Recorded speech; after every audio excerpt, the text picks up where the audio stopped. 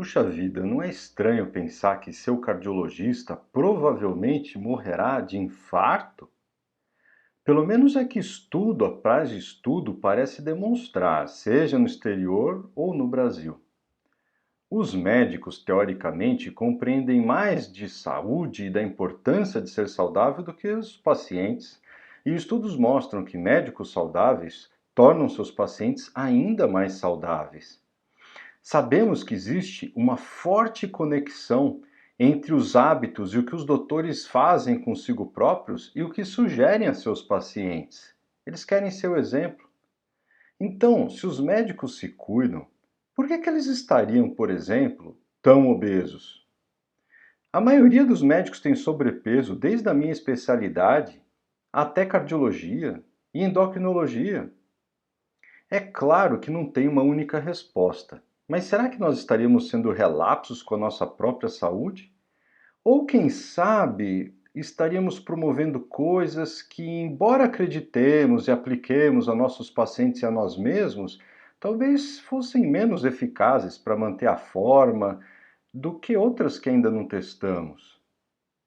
Pode ser que nós damos muita importância para coisas menos significantes ou negligenciamos outras ainda mais importantes. Pode ser. Bom, com essas perguntas em mente e voltando ao contexto do coração, eu vou contar o caso de John Warner. Nessa foto ele tinha 52 anos e ele estava iniciando a sua conferência de abertura em um congresso com mais de 15 mil participantes.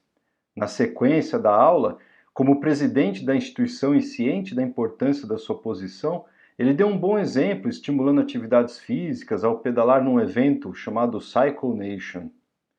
Mais tarde, foi para o seu quarto e, quando ele estava preparando para palestrar sobre as novas diretrizes do tratamento da hipertensão arterial, ele teve uma parada cardíaca.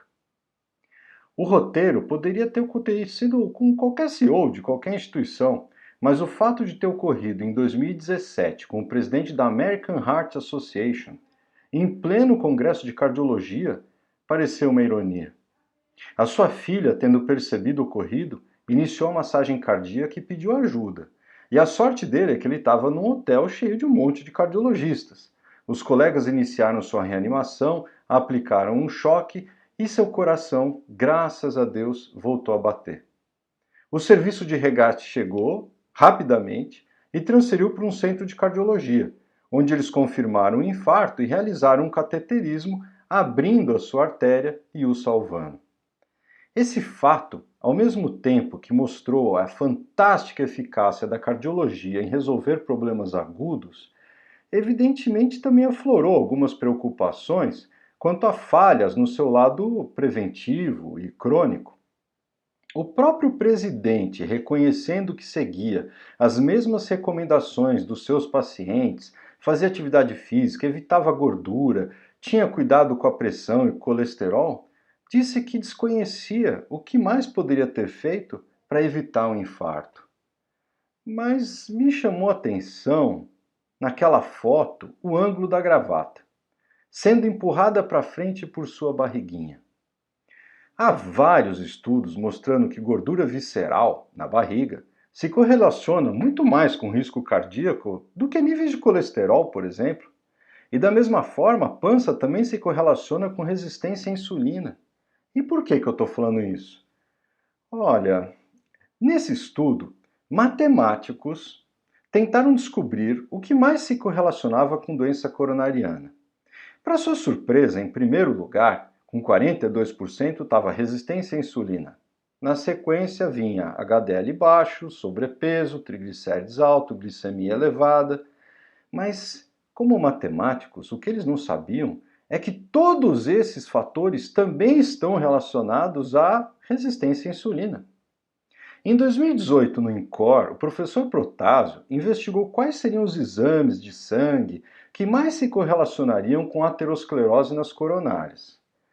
O que ele concluiu é que o melhor indicador dos que ele colheu se dava a partir de uma relação dividindo o valor do triglicérides por HDL. Em outras palavras, triglicéride alto com HDL baixo era igual ao acometimento das coronárias em arteriografia. Talvez ele já estivesse pensando nisso porque em 2005, procurando identificar uma forma simples da resistência à insulina com exames de sangue, os autores concluíram que a melhor forma era simplesmente realizando exatamente a mesma divisão. Ao mesmo tempo, eles verificaram que quem nesse contexto tinha um valor ruim, o LDL encontrado também era do tipo menor e mais denso, que aparentemente é mais agressivo para as artérias. Talvez o problema nem estivesse diretamente relacionado ao triglicérides alto, HDL baixo ou ao LDL denso, padrão B. Talvez eles simplesmente fossem marcador de resistência à insulina. E ela sim pudesse ser a verdadeira vilã? Talvez. De lá para cá, vários estudos têm sugerido a mesma coisa. Nesse, por exemplo, acompanharam mais de 100 mil usuários de um plano de saúde americano por 3 anos e foram observando o aparecimento da doença isquêmica do coração em seus clientes. Os autores perceberam que o grupo com mais LDL tinha mais problemas do que o grupo mais baixo, mas que os grupos que tinham o mesmo nível de LDL, neles o que realmente impactava era o grau de resistência à insulina, e isso seja com colesterol mais baixo ou mais alto. É fácil de perceber a relevância desse aumento de resistência à insulina quando comparado simplesmente ao aumento por ter um LDL um pouco mais alto.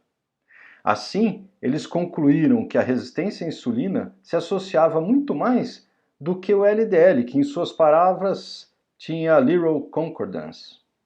Bom, quando a gente vai analisar a questão da insulina isoladamente, há estudos em pessoas saudáveis mostrando a ausência de infarto quando tem níveis baixos, abaixo de 4,4.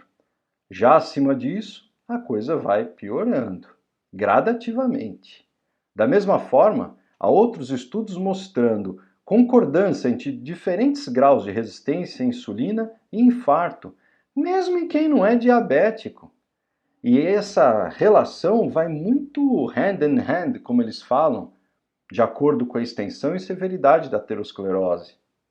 O último artigo que eu li sobre isso acaba de sair em 2021 no JAMA, e os autores seguiram 28 mil mulheres e tentaram discriminar quais seriam os fatores mais importantes para o surgimento da doença coronariana. Qual o resultado? Bom, o pior marcador, mais uma vez, foi resistência à insulina. Talvez nós devêssemos parar de dar tanto foco às coisas que o presidente da AHA tinha medo e passarmos a seguir as recomendações que em 2020 saíram no próprio jornal da Associação Americana de Cardiologia. E devêssemos talvez também parar de olhar para aquele lado e olhar para o outro lado para realmente enxergar um elefante que está dentro da sala e que com certeza tem colaborado com o aumento da doença aterosclerótica, inclusive talvez sendo até a causa da parada cardíaca do antigo presidente.